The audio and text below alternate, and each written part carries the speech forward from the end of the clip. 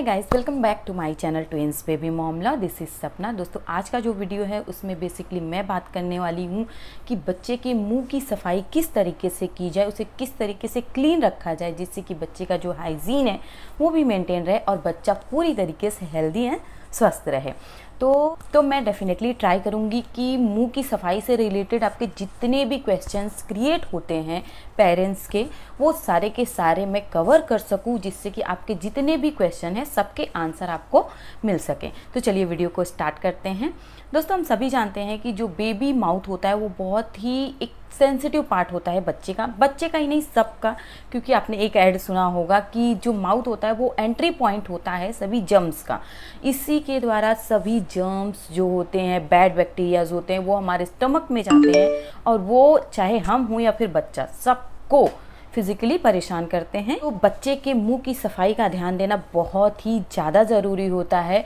हम बड़ों के साथ साथ बच्चों का मुंह की जो सफाई होती है वो बहुत ही ज़्यादा ज़रूरी होती है। तो मैं बेसिकली बात करूंगी सबसे पहले 0 to 6 मंथ के बेबी, 6 नहीं, जब तक बच्चों के प्रॉपर दांत नहीं आ जाते, टीथिंग नहीं आ जाती, तब तक के बच्चों के माउथ क्लीनिंग के बारे में कि उनकी जो माउथ ऑर्गन्स है जैसे कि दांत हुए, गम्स हुए और जीभ हुई, उनकी सफाई किस तरीके से की जाए और उसकी क्लीनिंग का पूरी तरीके से ख्याल कैसे रखा जाए। तो दोस्तों, हम सभी जानते हैं जब बेबीज छोटे होते हैं 0 to 6, 0 to 7, 1 ईयर के लगभग में, तो उनके जो टीथिंग होती है वो बहुत ही कम होती है। अमूमन बच्चे के जो दांत होते हैं वो 7 मंथ में निकलना स्टार्ट हो जाते हैं और 9 मंथ तक या फिर साल भर तक, और कई बच्चों के तो साल भर, 1.5 साल ऐसे निकलते रहते हैं दांत, जिससे कि जो बच्चों का गम्स होता है वो बहुत ही कमज़ोर होता है। तो मैं सबसे पहले बात करूँगी कि क्या बच्चे की जब तक प्रॉपर टीथिंग ना हो जाए 1 साल या फिर 1.5 साल के पहले बच्चों को टूथब्रश इंट्रोड्यूस करना चाहिए कि नहीं। तो बेसिकली मैं दोस्तों आप लोगों को एक बात बताना चाहूँगी कि जब तक बच्चों के प्रॉपर टीथिंग ना हो जाए, प्रॉपर का मतलब ये नहीं है कि 5 साल तक उनके दांत आ रहे हैं तब आप उनको टूथब्रश इंट्रोड्यूस करें, जी नहीं, ऐसा बिल्कुल नहीं। जब तक बच्चों के एक बेसिक जो दांत होते हैं, जो आगे के और ये पीछे के एक आध दो ना निकल जाए और बच्चों के जो गम है वो मजबूत ना हो जाए, तब तक किसी भी रूप में आप बच्चे को टूथब्रश इंट्रोड्यूस बिल्कुल भी मत कीजिए, क्योंकि टूथब्रश जो होता है वो हार्ड होता है कहीं ना कहीं और वो बच्चे के गम्स को हार्श पहुंचाता है, जिससे गम्स में ब्लीडिंग और टीथिंग का कमज़ोर हो जाना, इस तरीके की बहुत सारी प्रॉब्लम्स होती है। इसलिए सबसे पहले 1.5 साल तक या फिर 1 साल तक आप किसी भी रूप में अपने बच्चे की जो माउथ क्लीनिंग है वो टूथब्रश या टूथपेस्ट इंट्रोड्यूस करके बिल्कुल भी मत करें। तो यहाँ पे क्वेश्चन ये उठता है कि फिर करें तो करें कैसे, क्योंकि बच्चे जन्म से जब से वो दूध पीते हैं तभी से उनका जो माउथ क्लीनिंग होता है वो बहुत ही ज़्यादा नेसेसरी हो जाता है। आप डॉक्टर से भी पूछेंगे, वो भी आपको यही सजेस्ट करेंगे कि दिन में 1 या 2 बार ज़रूर ट्राई कीजिए कि आप बच्चे के जो माउथ ऑर्गन्स हैं जैसे उनके गम्स, उनके अपर गम्स और उनकी टंग, इसको अच्छी तरीके से प्रॉपरली क्लीन कीजिए, क्योंकि अगर ये क्लीन नहीं रहेंगे तो बच्चे के बीमार होने के चांसेस बहुत ज़्यादा बढ़ जाते हैं। तो दोस्तों, मैं आपको अपना एक्सपीरियंस बता रही हूँ। मेरे ट्विंस बेबीज़ थे, मैंने 1 साल तक उनको बिल्कुल भी टूथब्रश यूज़ नहीं कराया, इंट्रोड्यूस नहीं कराया, लेकिन मैंने 1 साल के बाद जब उनको टूथब्रश विदाउट पेस्ट अगर आप टूथब्रश, ये मैं बाद में बताऊंगी, टूथब्रश विदाउट पेस्ट जब इंट्रोड्यूस कराया उसके बाद भी उनको 1 साल के बाद भी गम से हल्की हल्की ब्लीडिंग होने लगी, जिसके बाद मैंने 1-2 महीने स्टॉप किया इस सेशन को। मैंने अपना पुराना सेशन कंटिन्यू किया। मैं जैसे पहले उनका टीथ क्लीनिंग करती थी वैसे मैंने स्टार्ट किया, उसके बाद मैंने उनका टूथब्रश कंटिन्यू किया। तो जब तक बच्चों के दांत अच्छे तरीके से नहीं निकल जाते हैं, एक मेथड है जिससे आप बच्चे के जो माउथ्स होते हैं उन्हें बहुत ही अच्छे, बहुत ही डीप तरीके से क्लीन कर सकते हैं। वह है कि आपके पास 2 छोटे छोटे सूती कपड़े होने चाहिए जो पूरी तरीके से क्लीन हो, किसी भी तरीके का उसमें इनहाइजीन का कोई भी इशू ना हो, पूरी तरीके से क्लीन हो। क्लीन कपड़े होने के साथ साथ जब आप बच्चे का मुंह साफ़ करने वाले हैं, बच्चे ने फीडिंग ना ली हो, उसके पहले ही आपको मुंह साफ़ करना होता है। और इसके अलावा आपका जो हाथ है वो पूरी तरीके से क्लीन होना चाहिए, fully on sanitize, fully on Dettol से आप उसे अच्छी तरीके से क्लीन करके रखें। क्लीन करने से क्या होता है कि कहीं ऐसा ना हो कि आप बच्चे का मुंह साफ़ करने जा रहे हैं और अपने हाथ के जो जर्म्स हैं वो बच्चे के मुंह में एंटर करा रहे हैं। इसलिए सबसे पहले हाथों का क्लीन होना चाहिए। 2 सूती कपड़े आपके पास डेफिनेटली होने चाहिए और थोड़ा सा लूक वार्म वाटर, हल्का सा गुनगुना जो पानी होता है, जो बच्चे को आप नॉर्मली पिलाते हैं, जो पानी पूरी तरीके से क्लीन है, शुद्ध है, वही पानी आप अपने पास एक बाउल में रख लें और उस जो आपका एक कपड़ा है उसको फिंगर पे लपेट लें और उसे थोड़ा थोड़ा सा पानी में डिप करके बच्चे के चारों तरफ गम्स में, क्योंकि टीथिंग तो हुई नहीं रहती है, आप इजीली आप उसे विदाउट एनी हार्स जेंटली उसे इस तरीके से हल्का हल्का रब करके क्लीन करें और इस तरीके से लोअर गम्स और अपर गम्स दोनों को प्योरली पूरी तरीके से अच्छे से क्लीन कर ले उसी एक फिंगर के टैप के कपड़े से। अगर हो सके तो 2-3 बार पानी से जब आप टैप करते हैं तो जो अंदर के गम्स के जर्म्स होते हैं, जो कैविटीज़, कीटाणु जो भी होते हैं, वो उस पानी में धुलते चले जाते हैं। इसलिए थोड़ा थोड़ा पानी डिप डिप करके इधर और ऊपर और नीचे दोनों के गम्स जो हैं बच्चों को वो क्लीन कर लीजिए। जब आपको लगे कि गम्स क्लीन हो चुके हैं और बच्चा भी, लेकिन ये जब भी करे पूरी तरीके से बच्चे को एक उस एक्टिविटी में लाके, कभी भी बच्चे को परेशान करके नहीं, ज़बरदस्ती नहीं, और उसकी फीडिंग के हमेशा पहले, क्योंकि अगर आप फीडिंग के बाद करते हैं तो बच्चों के वॉमिटिंग के चांसेस बहुत ज़्यादा हो जाते हैं। अगर आप फीडिंग के बाद बच्चों के माउथ क्लीनिंग करते हैं तो उसके बाद अगर आपने गम्स की क्लीनिंग कर ली है तो दूसरा कपड़ा लें, फिंगर पे उसे अच्छी तरीके से लपेटें और उसको फिर से पानी में डिप करें और धीरे धीरे बच्चे की जो टंग है उसे क्लीन करें। बच्चे की जो टंग के अंदर के पार्ट्स होते हैं वहाँ भी आप देखेंगे थोड़े थोड़े जैसे दूध जमे हुए होते हैं, जो बच्चा मिल्क लेता रहता है वो, लेकिन बहुत अंदर जा करके क्लीनिंग करने की कोई ज़रूरत नहीं। आगे की जो आपको टंग दिख रही है, जो जीभ, उससे आप उस तरीके से ईजिली साफ़ कर सकते हैं। बहुत लोगों का एक्सपीरियंस मैं बता रही हूँ, लोग टूथ ब्रश से ही बच्चों के टंग क्लीन करते हैं, बट मेरा जो एक्सपीरियंस है इसमें ये मुझे कहीं से भी कन्वीनियंट नहीं लगता कि मैं मेरे बच्चे के जो टंग है उसे टूथ ब्रश से क्लीन करूँ। क्योंकि टूथ ब्रश जो होता है, अगर आप प्लास्टिक का जो बच्चों का टूथ ब्रश आता है, जो मैं प्रेजेंट टाइम में यूज़ करती हूँ डेंटोसाइन का, वो भी मैंने लिया, बहुत ही सॉफ्ट है, लेकिन वो कहीं ना कहीं जो टंग होती है बहुत ही ज़्यादा सेंसिटिव होती है। उस पर आप अगर टूथ ब्रश कहीं ना कहीं इंक्लूड करते हैं तो वो बच्चे को नुकसान करती है और बच्चा भी क्रैंकी हो जाता है और मुझे वो एक्टिविटी बिल्कुल भी नहीं अच्छी लगती, जिसकी वजह से वो उससे चिढ़ जाता है। तो आप इसे ईजिली बच्चे के टंग को भी क्लीन कर सकते हैं, बहुत अंदर जाने की ज़रूरत नहीं है, अंदर वाला ऑलरेडी साफ़ हो जाता है थोड़े टाइम बाद। और ऊपर इस तरीके से पानी में डैब डैब करके कपड़े को आप आराम से अपने एक फिंगर की मदद से आराम से बच्चे का जो मुंह है उसे पूरी तरीके से क्लीन कर सकते हैं। और ये प्रोसेस मैंने मेरे बच्चों में तब तक किया जब तक उनकी टीथिंग स्ट्रॉन्ग नहीं हो गई, क्योंकि मेरे बच्चों की जो टीथिंग थी वो 7 मंथ में अप्रोप्रिएटली आ गई थी और 9 मंथ तक मैं आपको बताऊं उनके 4 दांत दोनों तरफ आ चुके थे अच्छी तरीके से। तो अगर मैं बहुत ज़्यादा जल्दीबाजी करती और मैं उनको टूथब्रश इंट्रोड्यूस उस समय भी कर सकती थी कि हाँ 4 दांत आ गए हैं, मैं कर सकती हूँ, बट मैंने कभी भी किसी भी रूप में 1 साल से पहले टूथब्रश नहीं इंट्रोड्यूस किया बच्चों को, क्योंकि वो गम्स को भी कमज़ोर करते हैं, टीथिंग को भी कमज़ोर करते हैं। हम सभी जानते हैं जो बच्चों के फर्स्ट टीथ होते हैं वो परमानेंट टीथ नहीं होते हैं, वो 10 साल 12 साल बाद एक जाते हैं और एक नए अच्छे वाले टीथ आते हैं। लेकिन अगर आप शुरू से ही बच्चों के गम्स और टीथिंग का ख्याल नहीं रखते हैं तो वो बच्चे के लिए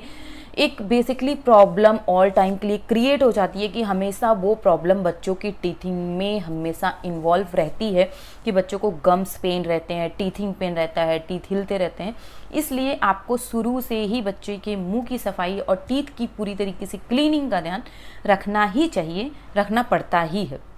ताकि अगर इस तरीके से रखते हैं तो हम बच्चों को बहुत सारी बीमारियों से दूर रखते हैं। इसके अलावा मैं दूसरा आपको मेथड बता रही हूँ टीथिंग क्लीनिंग का, वो है फिंगर ब्रश। जनरली जब आपके बच्चों के ऑलमोस्ट आगे के दांत, पीछे के एक आध दांत आ चुके हैं, लेकिन आपको लगता है गम्स उसके इतने स्ट्रॉन्ग नहीं है कि मैं उसको टूथब्रश इंट्रोड्यूस करूं, तो उस समय आप इस तरीके का फिंगर ब्रश यूज़ कर सकते हैं। मैंने ये फिंगर ब्रश काफ़ी टाइम यूज़ किया और इससे भी कोई हार्श नहीं होता, लेकिन ऐसा नहीं है कि ये फिंगर ब्रश आप बच्चों के टीथिंग के पहले उनके गम्स को क्लीन करने के लिए बिल्कुल भी यूज़ ना करें। जब बच्चों की टीथिंग आ जाती है और ये सिर्फ और सिर्फ टीथ पे ही रब करें, कभी भी गम्स पे रब ना करें, क्योंकि ये गम्स को नुकसान पहुंचाते हैं। तो इस तरीके से ये फिंगर ब्रश है जिसे आप इस तरीके से अपने फिंगर में डाल करके बच्चे के मुंह में चारों तरफ से ऊपर नीचे जो उसकी टीथ है उसे क्लीन कर सकते हैं। आप भी सेटिस्फाइड हैं। इसका ये जो है ये बहुत ज़्यादा सॉफ्ट है, मुझे नहीं पता कैमरा कैप्चर कर रहा है कि नहीं।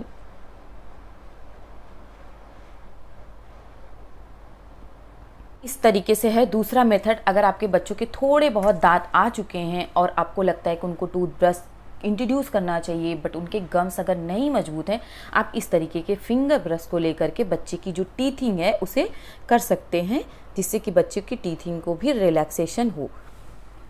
इसके अलावा मैं बात करूंगी कि बच्चों की टीथ क्लीनिंग कब की जाए। तो ये मैंने आपको पहले ही बता दिया कि जो बच्चों की जो टीथ क्लीनिंग होती है वो हमेशा उनके फीड के पहले करना बहुत ही ज़्यादा अप्रोप्रिएट होता है, क्योंकि इससे उनको वॉमिटिंग का भी कोई प्रॉब्लम नहीं होता है और पेट जो होता है पूरी तरीके से क्लीन जो फूड होता है उसे ही एक्सेप्ट करता है, क्योंकि माउथ जो एंट्री पॉइंट है फूड का वो पूरी तरीके से क्लीन रहता है। तो जो आप बच्चे को दूध देते हैं, सॉलिड देते हैं, वो पूरी तरीके से क्लीन माउथ से। अब लोगों के जो क्वेश्चन जनरली होते हैं कि बच्चों को कितनी बार ब्रश कराना चाहिए, तो जिस तरीके से हमें 2 बार ब्रश करना चाहिए, ठीक उसी तरीके से बच्चों को भी 2 बार ब्रशिंग कराना चाहिए, फिर 2 बार उनकी माउथ क्लीनिंग करनी चाहिए। अगर बेबी बहुत छोटा है तो वो जितनी बार फीड ले रहा है, जैसे कि 6 मंथ के अप है और 7 to 8 मंथ में है, वो थोड़ा सा सॉलिड ले रहा है और स्वीट अगर उसने कुछ खाया है तो स्वीट के बाद जनरली आपको 1 सिप या 2 सिप पानी ज़रूर पिला देना चाहिए, जिससे कि उसके माउथ में जो भी पार्टिकल्स पड़े हों सॉलिड के या फिर स्वीट के, वो डायरेक्ट उसके टमी में चले जाए, जिससे कि उसका जो ये इतना पार्ट है वो पूरी तरीके से क्लीन रहे। तो जनरली मैंने अभी तक आपको जितना बताया उसमें मैंने बच्चे की टीथ क्लीनिंग, माउथ क्लीनिंग कब करनी चाहिए फीडिंग के पहले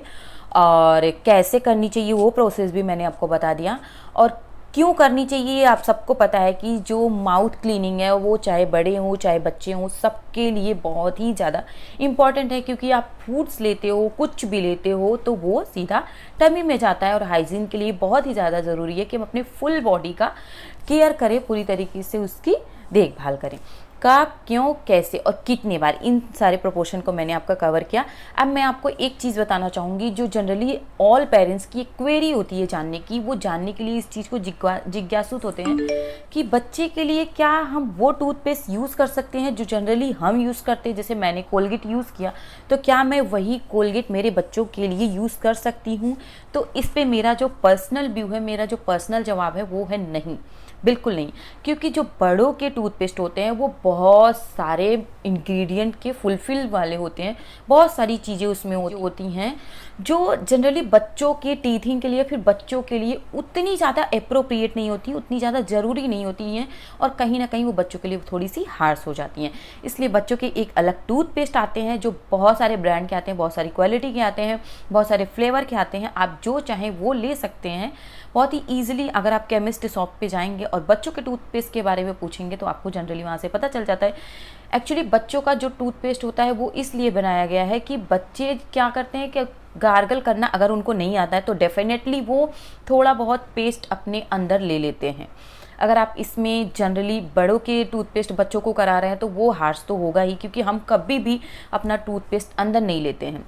और दूसरी चीज़, बच्चों के लिए टूथपेस्ट इसलिए बनाया गया है क्योंकि वो पूरी तरीके से एक बच्चों को ध्यान में रखते हुए कि अगर बच्चे ने सॉलो कर लिया है तो उससे बच्चों को कोई भी प्रॉब्लम ना हो, और फ्लोराइड फ्री होता है जिससे बच्चे की पूरी सेफ्टी का ध्यान रखा गया है। तो बच्चों के लिए टूथपेस्ट बहुत ही ईजिली मिलते हैं जो बच्चों को ध्यान में रख के बनाए गए हैं। मैं प्रेजेंट टाइम में डेंटोसाइन का टूथपेस्ट यूज़ करती हूँ, आप किसी भी और ब्रांड का, किसी भी और तरीके का टूथपेस्ट यूज़ कर सकते हैं। केमिस्ट शॉप पे ईजिली मिल जाते हैं, बहुत सारे फ्लेवर के मिलते हैं, जिससे जो बच्चों का इंटरेस्ट होता है वो भी डेवलप होता है। अगर उनको जिस फ्लेवर का अच्छा लगता है आप उस फ्लेवर का ले सकते हैं और बच्चों को इंट्रोड्यूस कर सकते हैं। एक फ्लेवर लीजिए, बच्चे को नहीं पसंद आया तो आप दूसरा फ्लेवर ले सकते हैं, ताकि उसको उसके प्रति इंटरेस्ट क्रिएट हो, जिससे कि वो एक्टिविटी उसकी एक फन एक्टिविटी में चेंज हो, उसको मज़ा आए ब्रशिंग करने में, टूथ क्लीनिंग करने में, टीथ, ताकि वो उस चीज़ के लिए हमेशा रेडी हो, उस चीज़ से भागे नहीं। तो जनरली मेरा ये जो मैंने बोला वो उसका सिर्फ एक मोटो था कि आप कभी भी बच्चे को अपना टूथपेस्ट मत दें। बच्चे का एक अलग टूथपेस्ट आता है जो फुल ऑफ बच्चे को ध्यान में रख करके बनाया गया है, आप वही टूथपेस्ट बच्चे को दें जो कि उसके बनाया गया है उसके लिए अच्छा है। और इसके अलावा मैं एक चीज़ जो जनरली आपको ज़रूर से ज़रूर बताना चाहूँगी कि कभी भी बच्चे के लिए ब्रशिंग करने में हरी अप मत होइए, बहुत ज़्यादा जल्दबाजी मत कीजिए। जब बच्चों के ऑलमोस्ट आगे के दांत अच्छे तरीके से आ गए हों, उसके गम्स मजबूत हो गए हों, तभी आप बच्चे के लिए ब्रशिंग जो है अप्रोप्रिएट समझिए। क्योंकि अगर आप प्रेजेंट टाइम में जो बच्चे का इनिशियल ये पीरियड है जिसमें बच्चों का देखा जाए 5 साल तक फाउंडेशन ईयर होता है, जिसमें बच्चों की पूरी एक्टिविटी, पूरी उनकी बॉडी क्रिएट होती है, बिल्डअप होती है। अगर उस समय आप बच्चों के जो दांत होते हैं, जो गम्स होते हैं, उसका ध्यान नहीं रखेंगे तो ये प्रॉब्लम हमेशा के लिए बच्चे की हो जाएगी कि उसको टीथिंग से रिलेटेड बहुत सारी प्रॉब्लम्स क्रिएट हो जाएंगी। इसलिए टूथब्रश बच्चे को तभी इंट्रोड्यूस करिए जब बच्चे का ये इतना पार्ट पूरी तरीके से स्ट्रांग हो गया हो और वो एक्सेप्ट कर सके। तो आशा करती हूँ कि आपको वीडियो अच्छा लगा होगा। अगर आपको वीडियो थोड़ा भी इन्फॉर्मेटिव लगा हो, आपके लिए थोड़ी भी हेल्प करी हो वीडियो ने, आपके बच्चे के लिए अगर चीज़ों को चूज़ करने में या फिर ब्रशिंग कैसे की जाए या फिर कुछ भी आपकी थोड़ी बहुत भी मदद हुई हो, तो वीडियो को लाइक ज़रूर कीजिएगा। आपका लाइक करना बहुत ही ज़्यादा ज़रूरी होता है। और दूसरी चीज़, अगर आपको हेल्प हुई है तो कमेंट करके बताइएगा मुझे बहुत अच्छा लगेगा। और चैनल पे नए हैं तो चैनल को सब्सक्राइब करके बेल आइकन को हिट ज़रूर कीजिएगा, जिससे हमारे जो भी वीडियोज़ हों वो सबसे पहले आप तक पहुँचे और उसका नोटिफिकेशन आप तक जाएगा तो आप वीडियो को ज़रूर देखेंगे। Thank you for watching twins baby mom love.